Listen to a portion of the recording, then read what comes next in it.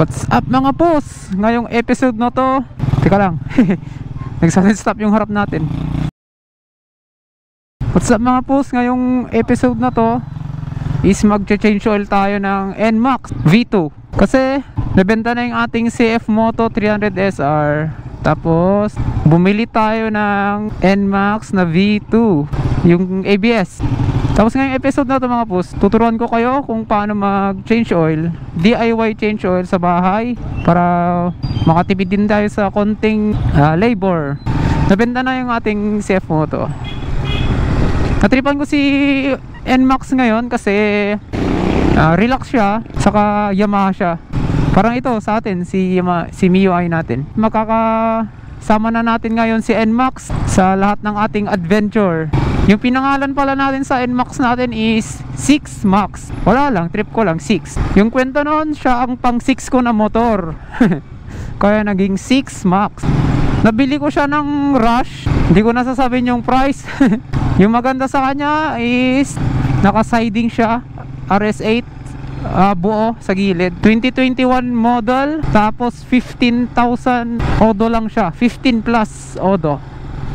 Nagtataka lang ako kasi isa lang yung remote niya. Ganun ba talaga ang remote ng NMAX V2? Paki-comment naman sa comment box natin mga boss. Kasi yung na-compare ko lang dun sa Click 150 at sa ATV, dalawa yung kanyang fob o tinatawag nilang remote. Pa-comment na lang mga boss. Alright, jump na tayo kung paano mag-change oil ng ating NMAX. Ito na yung ating NMAX ngayon. Wala na yung ating CF Moto 300SR. Pinalit na natin siya dito sa NMAX version 2 ABS. Tapos ngayon tuturuan ko kayo kung paano mag-change oil at palit ng gear oil ng ating NMAX V2. Quick tutorial. Tapos ngayon kukuha tayo ng size 17. Tapos makikita nyo dyan sa baba, yan, mas magandang gumamit kayo ng ganito kaysa dun sa mga open range.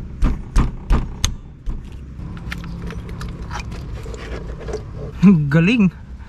Wrong yun, wrong. Lilinisan natin to ng maayos. Daming natapon. Pagtapos yan, punta na tayo sa ating gear oil. Yung ating gear oil mga pus, nakalocate dito sa likod. Ito yung kanyang drain plug. Tapos dito kayo magtatap sa taas. Palumangin na natin, size 12 yan. Grabing higpit ah. Tapos lilinisan natin to mga pus. Tapos pagtapos na, wala lang tumutulo, pupunasan na lang natin siya. Tapos ibalik na yung kanyang bolt, drain plug. Note lang mga pus, huwag masyadong masikip, yung pinakasakto lang. Yan, pwede na yan. Tapos kung wala lang tumutulo dito mga pus, pupunasan natin siya. Yan, kung napunasan na siya at nalinisan na natin yung kanyang strainer at yung kanyang dito, ibalik na natin. Ibalik natin mga pus, ganyan ang kanyang style. Tamang higpit din dapat mga pus, huwag masyadong masikip, baka buhay mo ay masira parang yung kanina. Yan, okay na yan mga pus.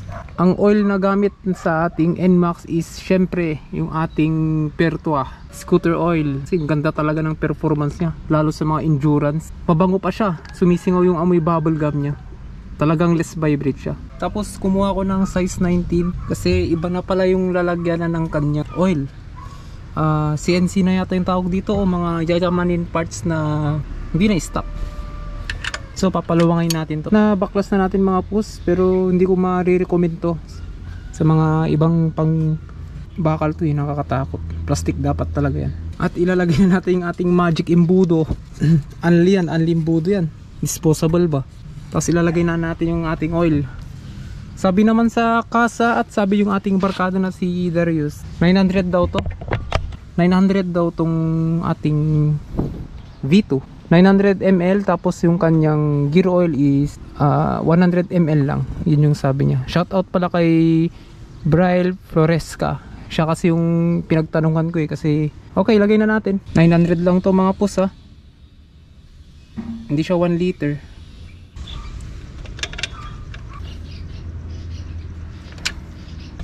itong isang CNC o gold bolts oil is size 15. Grabe, 15 pala to. Ayoko talaga ng ganito na bolts. Hindi ko lang siguro talaga trip. Gusto ko yung mga stock. 100 ml lang to. Kasi yung barkada ko na nag-endurance, yung naka V1 na NMAX, dalawang ganito yung nilagay dun. Sa akin, sa mga V2, isa lang daw. Pag nalagay na lahat, mga pus, ibabalik na syempre at lilinisan yung o-ring nya. Tapos nai-ignorante ako dito mga pus. Yung kanyang remote is susi lang. Kaya ilalagay mo lang sa dyan. Pipindutin mo. Tapos iilaw dun sa taas. Tapos yun. I-on mo na.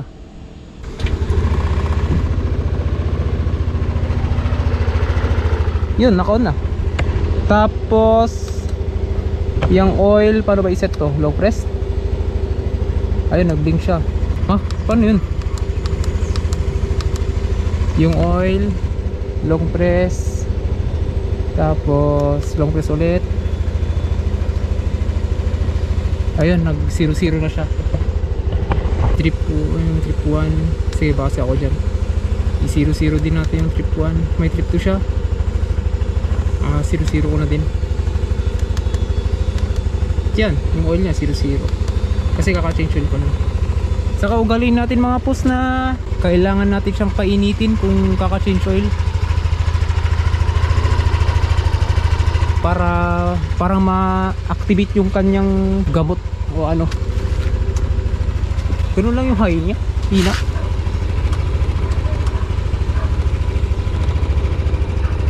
Okay mga pus, sana may natutunan kayo sa quick tutorial natin gamit ang ating bagong NMAX V2.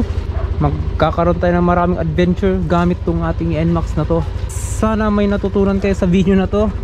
Peace out, Lawrence Motovlog.